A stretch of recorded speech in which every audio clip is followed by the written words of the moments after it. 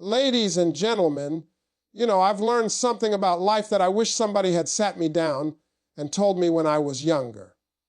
Not when I had already messed up. Not when I had already lost time. I mean, before the mistakes, before the wasted years, before the nights I sat there wondering why things weren't changing. I wish somebody had told me this one thing. Discipline is not punishment. Discipline is freedom. Now, I know that sounds backwards, because most of us grow up thinking discipline is somebody taking something from us. You get disciplined at school, you lose recess. You get disciplined at home, you lose TV. You get disciplined at work, you lose opportunities. So we grow up with this idea that discipline hurts, that discipline restricts, that discipline is the enemy of happiness. But I'm standing here today to tell you the exact opposite is true.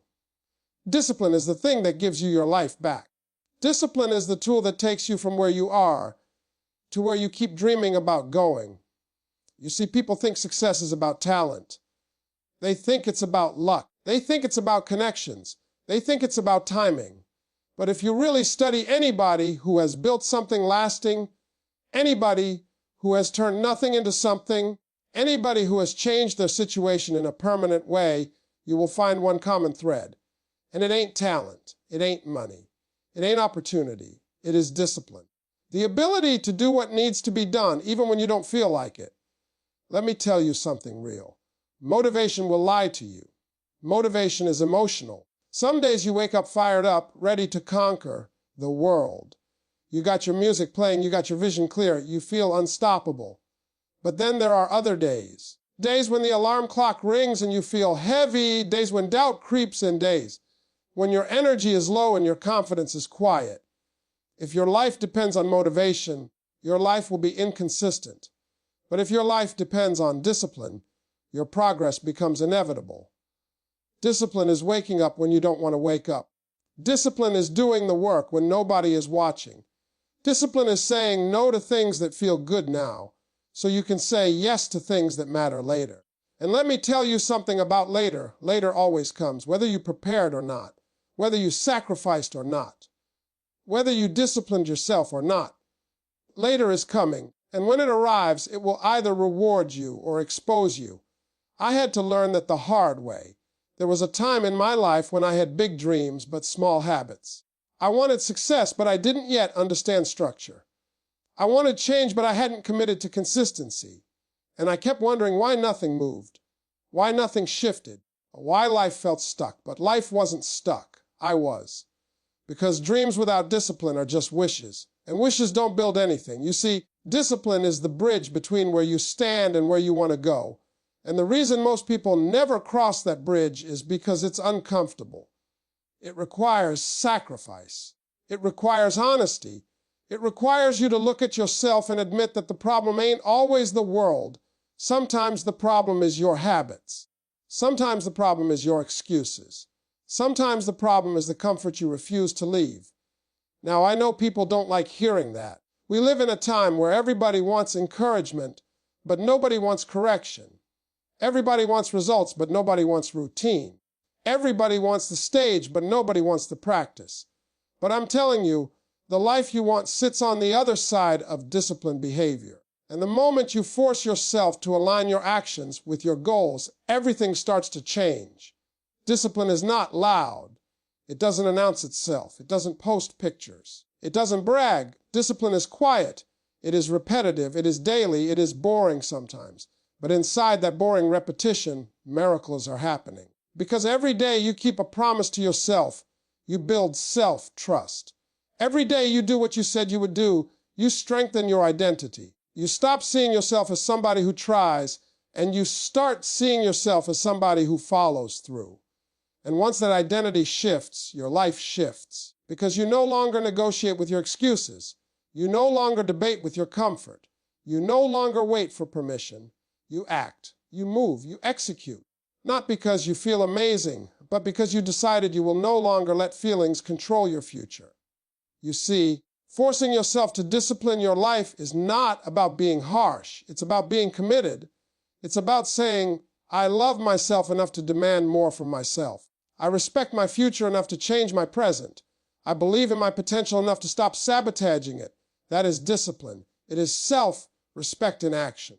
There is a dangerous lie people believe that discipline is only for extreme people, athletes, soldiers, high performers. But that's not true. Discipline is for anybody who wants control of their life. Because without discipline, your life is controlled by impulse, by mood, by distraction, by whatever feels easiest in the moment. And the easiest choice rarely leads to the best life. Think about it. Every improvement in your life has come from some form of discipline. Health requires disciplined eating and movement. Finances require disciplined spending and saving. Relationships require disciplined communication and patience. Growth requires disciplined learning and effort. There is no area of life that improves by accident. Everything responds to consistent behavior. But here's the truth. Most people don't want to face discipline. Hurts at first. It feels restrictive. It feels unfair. It feels like you're denying yourself. Because you are. You are denying the old version of you that kept you stuck. You are denying the patterns that kept you small. You are denying the habits that wasted your time. And that old version will fight back. It will whisper. It will justify. It will negotiate. It will say, just this once. And if you listen, it will take your future with it. So you have to decide, not once, but daily. You have to decide that you are no longer available for the life you used to tolerate. You have to decide that comfort is no longer your leader. You have to decide that your standards are rising and your discipline is rising with them. I want you to understand something powerful. Discipline is easier than regret. It doesn't feel that way in the moment, but over time it becomes true. Because discipline costs effort now, regret costs pain later. Discipline asks you to stretch, regret forces you to relive. Discipline builds pride, regret builds doubt. And if you look at people who are deeply fulfilled, they are not people who avoided effort. They are people who embraced discipline long enough for it to transform their life. There's another thing about discipline nobody talks about. It simplifies your decisions. When you are undisciplined, everything is a debate. Should I do it? Should I not? Maybe later. Maybe tomorrow. Maybe when I feel ready. But when you are disciplined, the decision is already made. You don't ask if you should do what aligns with your goals, you do it. Because that's who you are now. That's your standard. That's your identity. And identity is everything. Because once you see yourself as disciplined, you protect that identity. You don't break promises to yourself easily. You don't abandon routines casually. You don't return to habits that contradict who you've become. And that is when discipline stops feeling forced and starts feeling natural. I'm not telling you this as theory. I'm telling you this as lived experience. I've had seasons in my life where discipline carried me when motivation disappeared. Times when structure saved me from chaos. Times when consistency rescued me from my own doubt. And every time I committed to disciplined action, my life elevated. Not overnight, not magically, but steadily, permanently, respectably. You know what discipline also does? It builds confidence you can't fake, because real confidence does not come from talk. It comes from proof. When you repeatedly do hard things, you collect evidence about yourself, evidence that you are capable, evidence that you are reliable, evidence that you can endure discomfort and still move forward. And that evidence changes how you walk, how you speak, how you decide. You no longer hope you can, you know you can. That is why forcing yourself to discipline your life is not cruelty. It is compassion. It is the deepest form of self-care. Because you are no longer abandoning your future self. You are supporting them. You are investing in them. You are saying, I may struggle today, but I refuse to suffer tomorrow. Let me tell you something else. Discipline does not remove joy. It protects it. Because the joy that comes from earned progress, from meaningful growth, from watching yourself evolve, that joy is deeper than any temporary pleasure. Anybody can enjoy comfort, but not everybody experiences the satisfaction of becoming who they promised themselves they would be. So when you feel resistance, when you feel that internal pushback, understand that you are standing at the doorway of change. And change always asks for discipline. Always. There is no transformation without repeated, intentional behavior. None. And the sooner you accept that, the faster your life moves forward.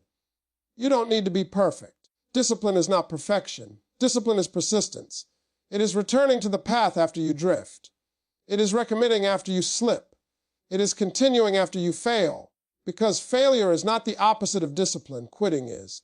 And as long as you return, you are still disciplined. I want you to imagine something. Imagine yourself 1 year from now if you truly disciplined your daily actions. Same environment, same resources, same starting point. But disciplined behavior, disciplined mornings, disciplined focus, disciplined priorities, disciplined habits, your life would not look the same. It couldn't. Because consistent behavior always compounds. Always. That's the power people underestimate. Small disciplined actions repeated daily reshape entire lives. Not dramatically, not instantly, but undeniably. And one day you wake up and realize, I'm not who I used to be. My standards changed. My results changed. My confidence changed. My direction changed. And all of it started with forcing myself to do what I once avoided. You don't wait for discipline. You create it. You choose it. You practice it. And at first it feels forced. It feels unnatural. It feels heavy. But over time it becomes strength. It becomes ease. It becomes identity. And eventually it becomes freedom. I stand before you as someone who understands struggle, inconsistency, doubt, fear, but also understands what happens when a person decides enough is enough. When they decide they are tired of their own excuses. When they decide they will no longer negotiate with comfort. When they decide they will discipline their life whether they feel ready or not. And that is the moment everything changes. Not outside first. Inside. Because discipline reshapes the person. And the reshaped person reshapes their life. So I want to leave you with this truth. You are not stuck because you lack potential. You are stuck where discipline has not yet been applied. And the moment you apply it consistently, patiently, relentlessly, movement begins. Growth begins. Change begins. Force yourself to discipline your life. Not because you are weak, but because you are capable of more than you have allowed. Not because you lack worth, but because you deserve the results of your own highest effort. Not because it is easy, but because it is necessary. And one day, when your life reflects the standards you finally chose, you will thank yourself for every moment you refuse to quit on your own discipline. That's how you take your life back. That's how you honor your potential. That's how you become who you were meant to be. I'm telling you, discipline will change everything. If there is one thing I want echoing in your mind long after these words fade, it is this: discipline is not something outside of you that you chase. It is something inside of you that you choose. It is not reserved for extraordinary people, and it is not granted by circumstance. It is built moment by moment, decision by decision, in the quiet spaces where nobody else is watching and no applause is waiting. And in those unseen moments, your life is being shaped. Because life does not transform in the spotlight. It transforms in the routine. It transforms in the mornings you rise when comfort says stay. It transforms in the evenings you continue when fatigue says stop. It transforms in the repeated refusal to betray your own standards. And over time, that refusal becomes strength. That strength becomes identity. And that identity becomes destiny. You must understand something deeply. The person you become is the direct result of the disciplines you accept. Not the dreams you imagine, not the plans you announce, not the intentions you carry. It is the disciplines you live. Because what you repeatedly do is who you repeatedly are, and who you repeatedly are determines what you repeatedly receive. There is no separation between your habits and your outcomes. They are one continuous line stretching from choice to consequence. Many people spend their lives waiting for change to feel natural, waiting for effort to feel easy, waiting for discipline to feel comfortable. But the truth is, discipline often begins exactly where comfort ends. It asks you to move before you feel ready. It asks you to act before you feel confident. It asks you to commit before you feel certain. And in doing so, it stretches you beyond the boundaries of who you used to be. That stretch is not punishment. That stretch is expansion. That stretch is growth unfolding. So if you feel resistance, do not misinterpret it as a sign to stop. Resistance is often proof you are crossing from the familiar into the possible. Every time you choose discipline over ease, you redraw the map of your own character. You weaken the grip of old patterns. You loosen the hold of old limitations. And slowly, steadily, you construct a new version of yourself, one decision stronger, one habit steadier, one action more aligned than before. There is profound dignity in that process, because discipline is not about harshness. It is about alignment. It is about bringing your daily behavior into agreement with your deepest values. It is about ensuring that the life you say you want is supported by the life you actually live. And when those two finally match, when intention and action stand side by side, something powerful happens. You stop feeling divided. You stop feeling scattered. You stop feeling like your future is uncertain. You begin to feel congruent, directed, certain, whole. And that wholeness creates peace. Not the fragile peace of avoidance, but the grounded peace of effort honestly applied. The peace that comes from knowing you are not abandoning yourself anymore. The peace that comes from knowing you are meeting your own potential with equal commitment. The peace that comes from watching yourself become reliable in your own eyes. Because nothing stabilizes the human spirit like self-trust, and self-trust is born from discipline kept. Consider how different life becomes when you trust yourself. Decisions become clearer because you know you will follow through. Opportunities become less intimidating because you know you will prepare. Challenges become less frightening because you know you will persist. Even failure becomes less threatening because you know you will return. That confidence does not come from luck. It comes from evidence, the accumulated proof of disciplined action across time. So the conclusion of all this is not simply that discipline improves your life. It is that discipline redefines your relationship with yourself. It turns you from someone who hopes into someone who acts, from someone who intends into someone who executes, from someone who doubts into someone who demonstrates. And that internal shift is the foundation upon which every external achievement stands. You must also remember that discipline is not measured in dramatic moments. It is measured in consistency, in the repetition of small, correct actions long after novelty fades. Because greatness is rarely the result of one extraordinary effort. It is the result of ordinary effort repeated without surrender. Day after day, choice after choice, until what once required force becomes what you naturally do. And when that happens, discipline is no longer something you impose on yourself. It becomes something that expresses you. Your standards speak through your behavior. Your priorities show through your schedule. Your values appear in your routines. And anyone observing your life can see the architecture of discipline holding it upright. Not rigidly, but reliably. This is why forcing yourself to discipline your life is ultimately an act of liberation. It frees you from the tyranny of mood. It frees you from the volatility of motivation. It frees you from the cycle of starting and stopping, hoping and quitting, intending and abandoning. It gives you steadiness. And steadiness, applied long enough, becomes progress you cannot easily reverse. There will still be hard days. Discipline does not erase difficulty, but it changes your response to difficulty. Instead of collapsing, you continue. Instead of escaping, you engage. Instead of postponing, you proceed. And that shift, that refusal to disengage, is the difference between lives that stagnate and lives that evolve. You may wonder whether such persistence is worth the effort, whether the cost of daily discipline is too high. But compare it honestly to the cost of its absence, the frustration of unrealized potential, the regret of abandoned goals, the doubt born from repeated inconsistency. Discipline asks for effort. Undisciplined living asks for disappointment. And over the long arc of a lifetime, one cost builds you while the other diminishes you. So the invitation here is not merely to work harder. It is to live more deliberately, to let each day carry the imprint of conscious choice rather than passive drift, to ensure that your actions, however small, are oriented toward the person you intend to become. Because identity is sculpted by repetition, and repetition is governed by discipline. Imagine the quiet pride of looking back and seeing years shaped by intention.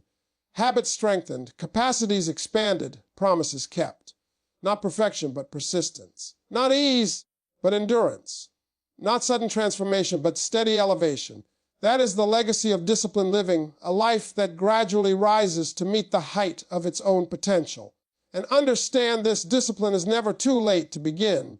No matter how long patterns have existed, they can be altered. No matter how many attempts have faltered, another can succeed, because discipline does not require a perfect past. It requires a committed present. And the moment you begin again, sincerely, consistently, you interrupt the trajectory of yesterday and initiate the possibility of tomorrow. Therefore, let this be the closing truth you carry forward. Your life will move in the direction of your disciplined actions. Not your wishes, not your fears, not your excuses, your disciplined actions. They are the steering force. They are the shaping force. They are the deciding force. And they are entirely within your reach, one choice at a time. Force yourself, not with anger, but with resolve. Not with shame, but with belief. Not with rigidity, but with purpose. Force yourself because you recognize that comfort has kept you smaller than your capacity. Force yourself because you see that consistency is the path to freedom. Force yourself because you understand that the person you want to be is waiting on the other side of repeated, disciplined living. And when you cross that distance, step by disciplined step, you will discover something extraordinary. The life you once thought required motivation, luck, or perfect conditions was always available through structure, persistence, and choice. You will see that discipline did not confine you. It revealed you. It did not restrict you. It refined you. It did not burden you. It built you. That realization is the true conclusion. Discipline is not the end of freedom. It is the beginning of it, because the most powerful freedom a human being can possess is self-mastery, the ability to direct one's own actions in alignment with one's highest values regardless of circumstance or feeling. And self-mastery is simply discipline sustained. So walk forward from here knowing that every disciplined decision is an investment in the person you are becoming. Every consistent action is a brick in the structure of your future. Every moment you choose effort over ease, purpose over impulse, growth over comfort, you are writing a life that reflects intention rather than accident. And one day, standing in the reality those choices created, you will understand that the force you applied was never against yourself. It was for yourself, for your growth, your dignity, your potential fulfilled. That is the quiet victory of disciplined living. That is the lasting reward. That is the life you earn when you decide to discipline your life and refuse to turn back.